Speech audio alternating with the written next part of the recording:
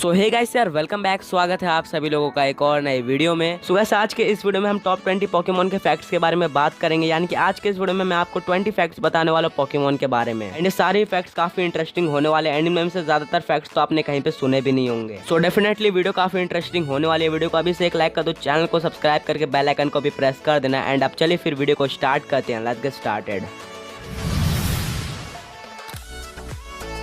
Fact number 1। तो यार आप लोगों को ये बात तो पता ही होगी कि कोई भी पोकेमोन अगर इवॉल्व होता है तो और ज्यादा स्ट्रांग हो जाता है इवॉल्व होने के बाद। बट क्या आपको पता है जो साइथर पोकेमोन होता है जब वो इवॉल्व होता है सीजोर में तो उसके बेस स्टेट एकदम सेम रहते हैं। उसके बेस स्टेट में कोई भी डिफरेंस नहीं आता है, बस उसकी टाइपिंग डिफरेंट हो जाती है। तो यार यही बात इस बात को गलत साबित कर देते हैं कि पोकेमोन इवॉल्व होने के बाद ज्यादा स्ट्रांग बन जाते हैं।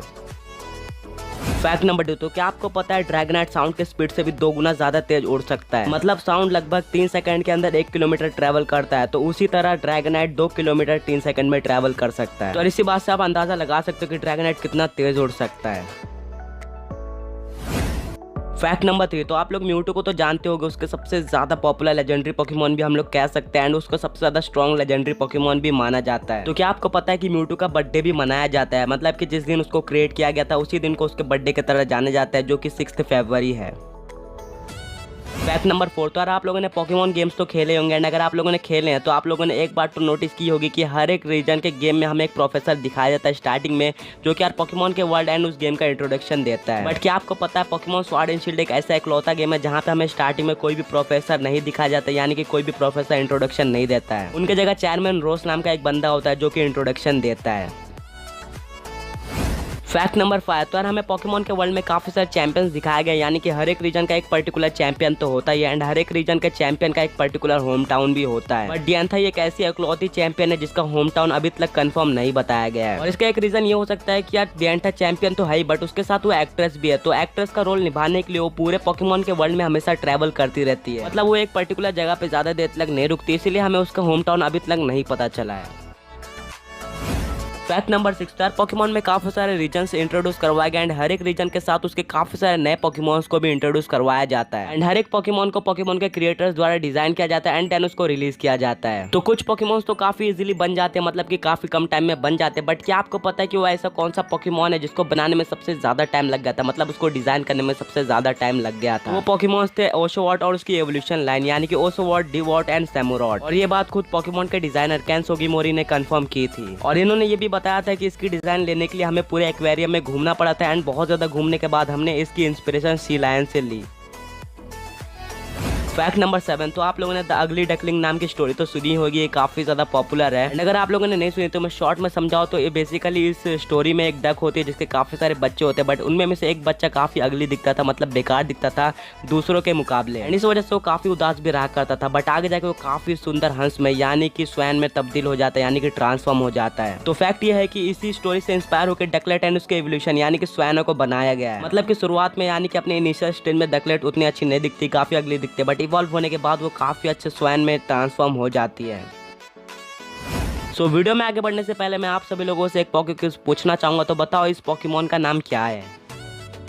Fact number 8। वेल आप लोगों को ये बात तो काफी अच्छी तरीके से पता होगी कि हर एक पोकेमोन की अपनी अलग अलग वीकनेस होती है। क्या आपको पता है कि पोकेमोन में ऐसे भी कुछ पोकेमोन्स एग्जिस्ट करते हैं जिनके लिटरली कुछ भी वीकनेस नहीं होती, मतलब कि वो कोई भी टाइपिंग से वीक नहीं होते हैं? तो हाँ, वो पोकेमोन्स है टैनमा और उसका एवोल्यूशन यानी कि इलेक्ट्रिक। तो ये दोनों ही Pokemons pure electric type Pokemon है। Electric type Pokemon ground type के खिलाफ वीक होते हैं। तो कुछ इसी तरह इनकी भी वीकनेस ग्राउंड टाइप ही होती है, बट जो इनकी एबिलिटी होती है यानी कि लेविटेट, वो इनको एक ऐसी एबिलिटी दे देती है जिससे ये ग्राउंड टाइप के खिलाफ वीक नहीं होते हैं। मतलब कि ग्राउंड टाइप मूव्स इनके ऊपर सुपर इफेक्टिव नहीं जाते हैं। तो इसी वजह से ये दोनों ही पोकेमोन्स इकलौते ऐसे पोकेमोन बन जाते हैं जिनके पास कोई भी वीकनेस नहीं होती है। Fact number 9। तो क्या आपको पता है कि हरियामा का कैच रेट उसके प्री इवॉल्व फॉर्म से ज्यादा है? मतलब कि उसके प्री इवॉल्व फॉर्म को पकड़ना इससे ज्यादा मुश्किल है। मतलब हरियामा का जो कैच रेट होता है वो है 36.6% एंड वहीं पे माको हीटा का कैच रेट होता है 33.8%। और फैक्ट नंबर 10। तो हम सबको पता है कि मैजिकाप कितना ज्यादा स्ट्रॉन्ग पोकेमोन है, मतलब लिटरली वो गॉड लेवल की पावर रखता है। बट क्या आपको पता है कि मैजिकाप अपना गॉड लेवल का मूव यानी कि स्प्लैश यूज करके एक माउंटेन को भी पार कर सकता है जंप करके? और बस इतना नहीं, अपने स्प्लैश मूव का इस्तेमाल करके लैंड से 29,000 फीट ऊपर जंप कर सकता है। फैक्ट नंबर 11, तो पोकेमॉन एनिमे में हमें ज्यादातर कैरेक्टर्स के तो लास्ट नेम यानी कि सरनेम पता नहीं चलते except Ash Ketchum, but Pokemon anime में ऐसे भी कुछ स्पेशल कैरेक्टर्स है जिनके हमें लास्ट नेम यानी कि सरनेम बता दिए गए, तो वो है मिस्टी एंड ब्रॉक। तो मिस्टी का सरनेम है विलियम्स यानी कि मिस्टी विलियम्स एंड ब्रॉक का सरनेम है हैरिसन यानी कि ब्रॉक हैरिसन, एंड ये कंफर्म किया गया है इनके ऑफिशियल वॉइस आर्टिस्ट के द्वारा। फैक्ट नंबर 12, तो ये फैक्ट काफी कॉमन है एंड आप लोगों में से ज्यादातर लोगों को तो पता ही होगा। सो पोकेमॉन में हमें शुरुआत से लेकर अभी तक जितने भी प्रोफेसर इंट्रोड्यूस करवाया गया उनका नाम ट्रीज के ऊपर रखा गया है, यानी कि ट्रीज या फिर प्लांट्स के ऊपर रखा गया है, जैसे कि professor Oak, professor Elm, professor Birch, professor Rowan and professor Sycamore and उनके साथ साथ प्रोफेसर कोकोई। एंड ये तो बस कुछ ही प्रोफेसर के नाम थे एंड सारे ही प्रोफेसर के नाम ट्रीज एंड प्लांट्स के ऊपर ही रखे गए हैं, आप लोग चेकआउट भी कर सकते हो।